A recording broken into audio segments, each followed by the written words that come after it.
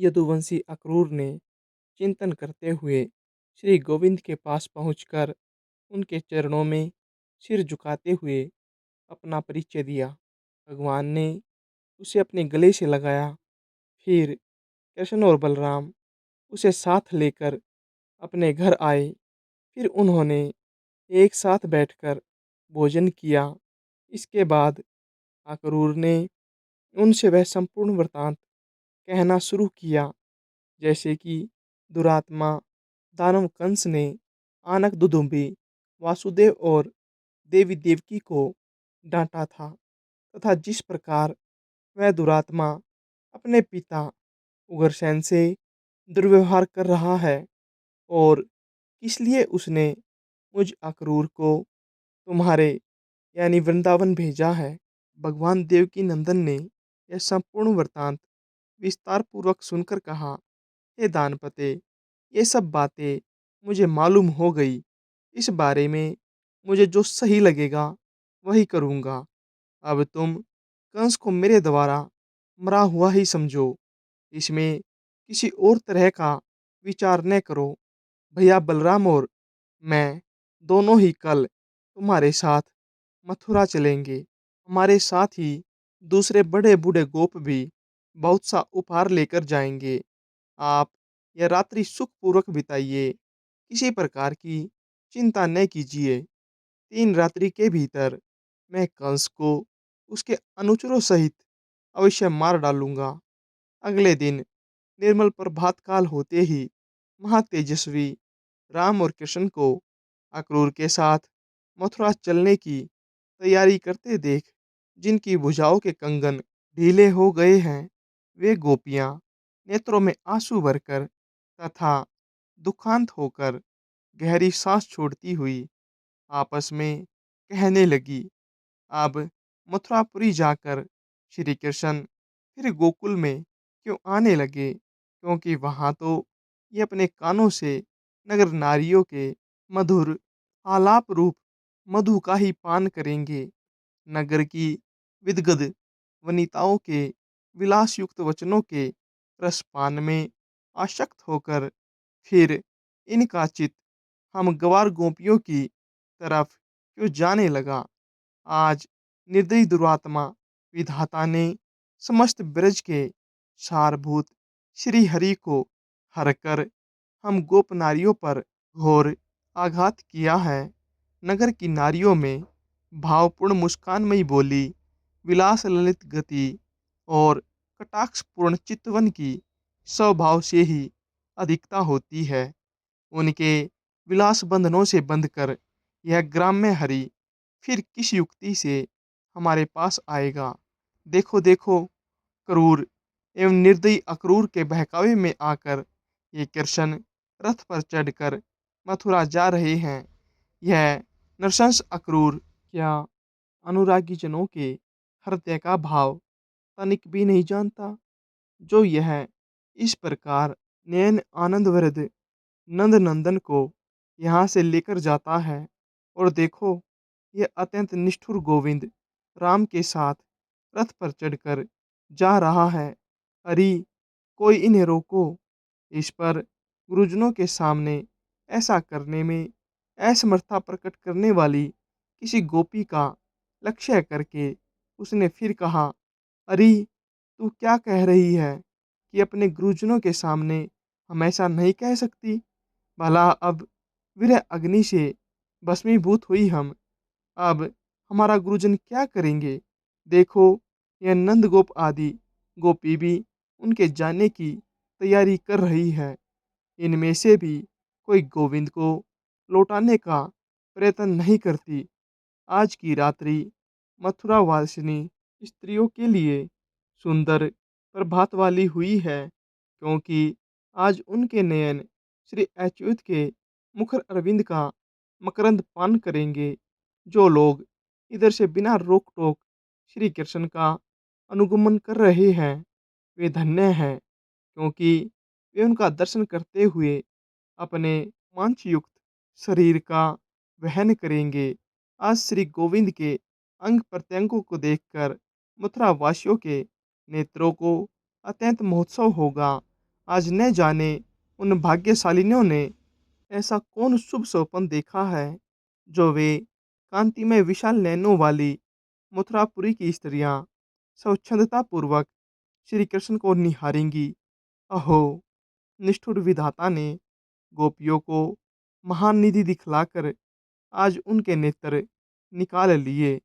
देखो, हमारे प्रति श्री हरि के अनुराग में शिथिलता आ जाने से हमारे हाथों के कंगन भी तुरंत ही ढीले पड़ गए हैं। भला हम जैसी दुखिनी अबलाओं पर किसे दया न आवेगी। परंतु देखो, यह क्रूर हृदय अक्रूर तो बड़ी जल्दी जल्दी घोड़ों को हाँक रहा है। देखो, कृष्ण के रथ की धूली दिखाई दे रही है, किंतु हाय, अब तो श्री हरि इतनी दूर चले गए कि वह धूली भी नहीं दिखती। इस प्रकार गोपियों के अति अनुराग सहित देखते देखते श्री कृष्ण ने बलराम के साथ ब्रजभूमि को त्याग दिया। तब वे रामकृष्ण और अक्रूर शीघ्रगामी घोड़ों वाले रथ से चलते चलते मध्याह्न के समय यमुना तट पर आ गए।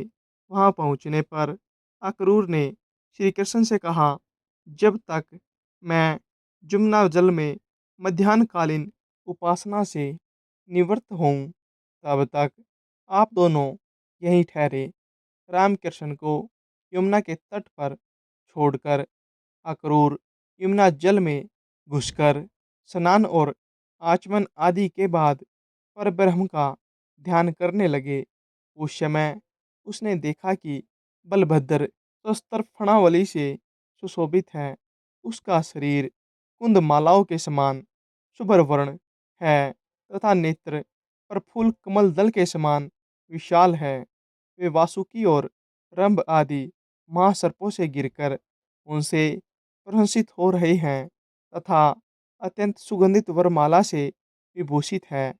वे दो श्याम वस्त्र धारण किए, कमलों के बने हुए सुंदर आभूषण पहने तथा मनोहर कुंडली गंडूली मारे जल के भीतर विराजमान है। उनकी गोद में उन्होंने आनंद में कुलभूषण श्री कृष्ण को देखा, जो मेघ के समान श्याम वर्ण, कुछ लाल लाल विशाल नैनों वाले, चतुर्भुज, मनोहर अंगों उपांगों वाले तथा शंख चक्र आदि आयुधों से सुशोभित हैं, जो पीतांबर पहने हुए हैं और विचित्र वनमाला से विभूषित हैं तथा उनके कारण इंद्रधनुष और विद्युत माला मंडित सजल मेघ के समान जान पड़ते हैं तथा जिनके वक्षस्थल में श्री वत्स चिन्ह है और कानों में ते दीप्यमान मकराकृत कुंडल विराजमान हैं। अक्रूर ने यह भी देखा कि सनक आदि मुनिजन और निष्पाप सिद्ध तथा योगीजन उस जल में ही स्थित होकर नासिकाग्र दृष्टि से श्री कृष्ण का ही चिंतन कर रहे हैं। इस प्रकार वहाँ राम और कृष्ण को पहचान कर अक्रूर बड़े ही विस्मित हुए और सोचने लगे कि ये यहाँ इतनी शीघ्रता से रथ से कैसे आ गए। जब उसने पूछना चाहा तो भगवान ने उसकी वाणी रोक दी। तब वह जल से निकलकर रथ के पास आया और देखा कि वहाँ भी राम और कृष्ण दोनों ही मनुष्य शरीर से पूर्ववत रथ पर बैठे हुए हैं। तदंतर उन्होंने जल में घुसकर उन्हें फिर गंधर्व, सिद्ध, मुनि और नाग आदि की स्तुति करते हुए देखा।